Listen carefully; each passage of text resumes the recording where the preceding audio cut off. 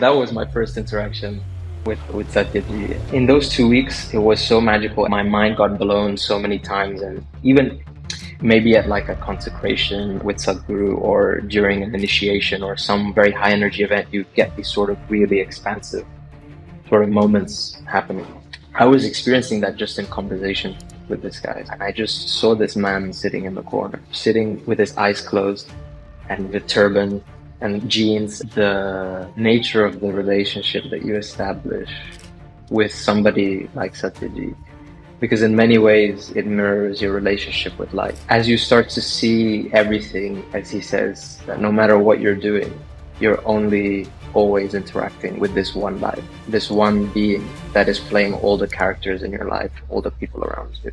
So really you just have one relationship between what you perceive to be you and what you perceive to be the other. I do want to start with the encounter with Satyaji in the Himalayas, also to give people a context of how you came across him in your life. The video that I think you have recorded with Satya, How to Taste the Juice of Life, has now crossed over 500,000 views. So I would like for you to take us back to your first encounter with Satya. Sure. I think to tell the story properly, I need to rewind a little bit before that for the context, which is it's around 2 years ago, a bit over 2 years ago. I was in London and I was working as a freelance consultant, and I had for a long time felt very drawn towards spirituality and exploring my consciousness, and I really wanted to establish a sort of sense of peace within me. And yeah, circumstances aligned themselves in a way where it was the right time to really go and do that fully. So I left everything and I went to India in the summer of 2022. That's 2 years ago, right? Yeah. Maybe it was 2021. Anyway, doesn't matter. But yeah, I went to India and I just felt very drawn towards the Isha Yoga Center and Sadhguru's Ashram, where I spent 2 months. So before that, I had started doing some of the practices. But while I was there, I did a lot of them, probably too many of them all in one go. So I got to the point where I was suddenly, like in the beginning of that year, there was no sadhana really in my life. I would like read books or watch lectures or something. But then suddenly by like September of that year, I was doing like 5 hours of sadhana a day. It was just very crazy. But yeah, that was a very beautiful time, a very beautiful experience in that space, as I know you've also spent a lot of time there. And that kind of, it taught me, I think, two important things, which is that joy and comfort are not the same thing, because I was probably the least comfortable I've been in my whole life. Yeah.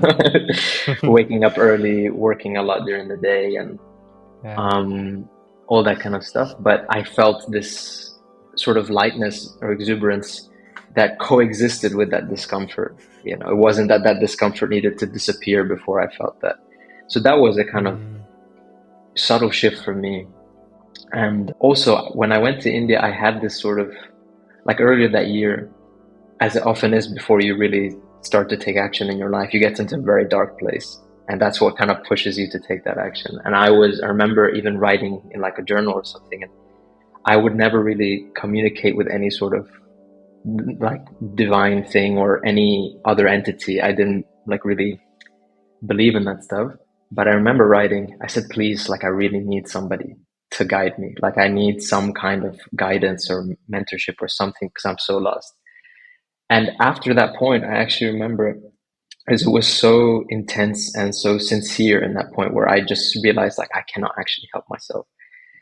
And then things started coming, like I started feeling like I should do inner engineering or I should do the yogasanas. And I started doing those things, which I had been loosely aware of because I had, listened to Sadhguru for many years. But as soon as I started taking action, then things started just flowing.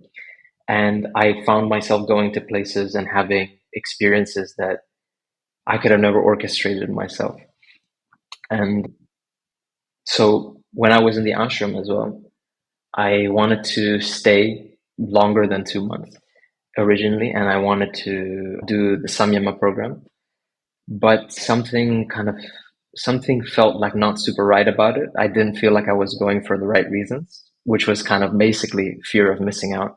Like, everybody's like really hyping it up and saying it's very important, and Sadhguru is doing it for the first time after COVID, and you kind of feel you don't want to miss that boat, but it wasn't the right thing for me. And I had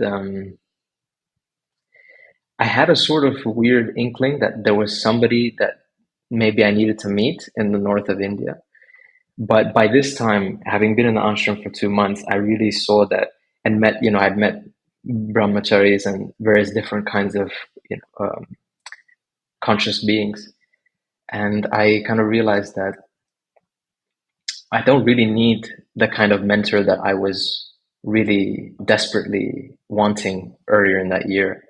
Because with the sort of tools that are available and the systems that have been very generously made available, if I apply them in myself, that's really what's making the change. And there's so much I need to do in myself and I know that now, and I have the tools for that now. I don't really need that kind of, because I guess a lot of people, I think, and I see this in requests with Satya Ji now as well, they really want to meet him or they really want to spend time with him. And there's a sort of urgency and a desperation in their reaching out. And I can kind of see myself of like 2.5 years ago in that.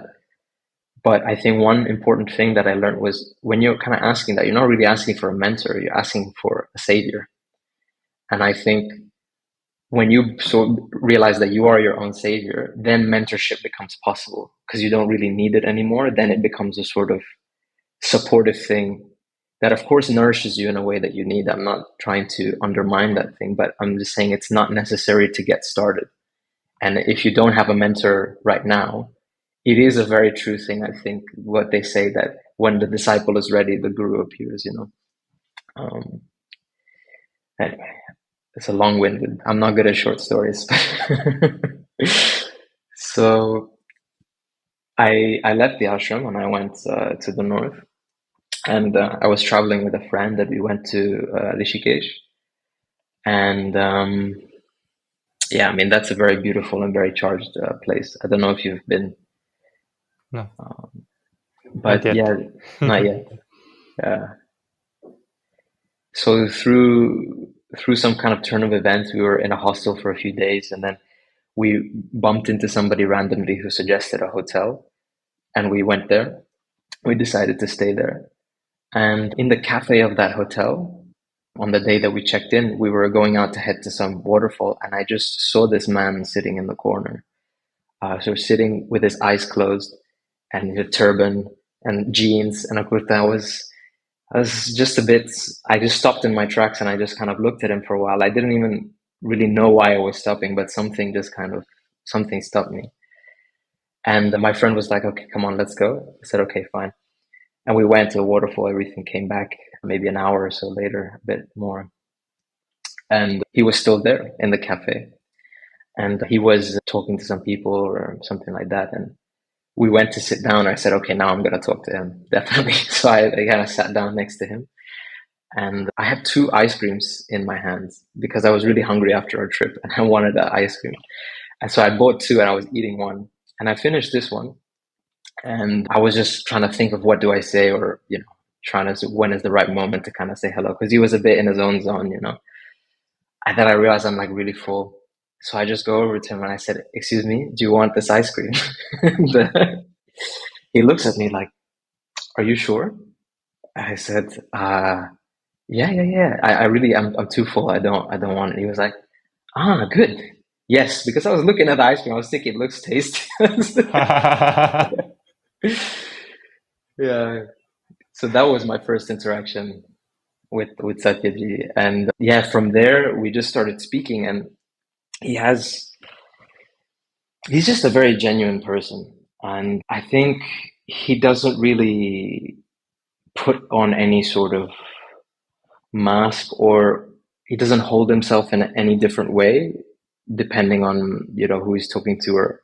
And what I really mean by that is, like, you speak to him and he's communicating this wisdom that is not just in the rich knowledge and content that he shares, but it's also in the sound of his voice and the vibration. You can see it's from his firsthand experience, and it carries this very raw passion for life.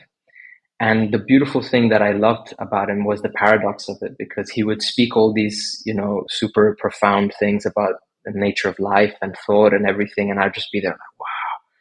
And then he would just like crack a joke about something, or like, make fun of himself, or it was like speaking to a friend, and he would be there with his chai. And it was, it suddenly kind of, I think just how unassuming and sort of open it was. And there was no sort of show around it. There was no like ashram. There was no crowd. There was nothing, no sense of levels. That I really very quickly had a very deep love and respect for him and what he had to share. And so I really strongly felt that in the couple of weeks that followed, I was spending a lot of my time with him. And I even organized a trip that we could go deeper into the mountains. And that's where we recorded that video. And honestly, it was like super spontaneous. We were just sitting, he'd just be talking the same things. And I just said, you know what, let me record this because this is pretty cool. So I was just sat there, and you can see the camera's kind of shaky and whatever. And, but I didn't even think at that time, where am I going to put this up or anything? And in those 2 weeks, it was so magical, and like my mind got blown so many times. And even, like maybe at like a consecration or with Sadhguru, or during an initiation or some very high energy event, you get these sort of really expansive sort of moments happening. I was experiencing that just in conversation with this guy. So I really felt like it was like a lot of clear nudges from life that like, you should really do something about this. And so then a few months later, we kept talking about what to do and workshops and things like that. We had done one or two to try them out. And eventually I had gotten even sort of distracted or occupied by some other projects that I was doing with friends. And this sort of thing of Satya Speaks even sort of became temporarily something that like I wanted to spend time on, but I kept saying, okay, a bit later, a bit later, a bit later. And then I think life intervened, kind of knocked me on the head. And a friend of mine just told me, I remember once, hey, just don't think about how you're going to handle all of this and balance all of that and do all of these things. Because that was the main block. I was like, I already have so many things happening. How am I going to do also this? Just do the simplest possible thing that you can do and just do that. What is it? I said, well, the simplest thing I can do is just make a WhatsApp group, because he's an older man and he's not so savvy with technology, but he knows how to like text and use WhatsApp. So I'm like, okay, we can do that. So make a WhatsApp group so he can start to share this wisdom. And I did that. And then I thought I added my friends. He added some of his friends. I thought, okay, maybe we can get together like 50 people or something through all of our kind of connections and start.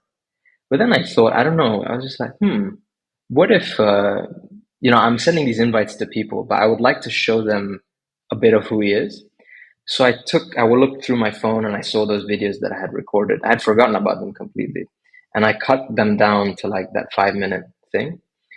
And then I put it on YouTube, literally with the intention that I would copy that link and send it to my friends. And what I had done was I had also put the invite link to join the WhatsApp group in the description of the video. I said, why not? Maybe somebody else will see it. They'll find it interesting. Great. And yeah, within 2 weeks, there were more than 1,000 people in the WhatsApp group. It's like so many people had joined it. In that same time, it got like 200,000 views or something. And this influx of people suddenly happened. And it was a big surprise to both of us. And from there, we just kind of improvising basically from that. So that's how it started. This is the essence of, I think, Satyaji's approach, which is on a pragmatic level, a lot of spiritual teachings are just about awareness, just watch the thoughts, just watch the breath, or even pure, like, Ramana Maharshi, just who am I, just inquiry. And what he says is very interesting, which is that maybe in the past these methods worked for more people because people were already physically flowing in their lives. They were doing work in the fields, or just even daily life was much more physically active. And they didn't have so much time to sit and brood and think. They didn't have the internet that was sending them in constantly messages. Yeah. So the mind was a lot simpler. So you could just start to observe. But nowadays, if you sit to observe, and I'll say this honestly, like if I just sit to meditate, even now a lot of the times, just thoughts and thoughts and just getting very easily wrapped up into stories. So, but if you take that energy and you put it into action, you engage your hands into something, whether that's like the art meditation that Satya Ji teaches, or chanting to make the sound, or anything rooted in action. Action is only in the present.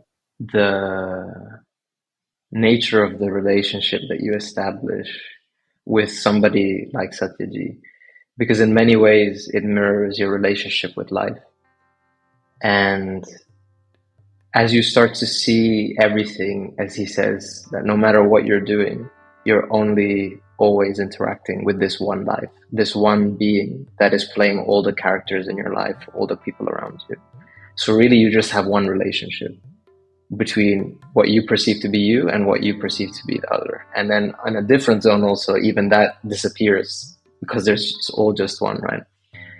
But essentially for us, where we are starting and embarking on this dance, that kind of relationship, this dialogue between yourself and life, is a very powerful and I think very real framework also for growth.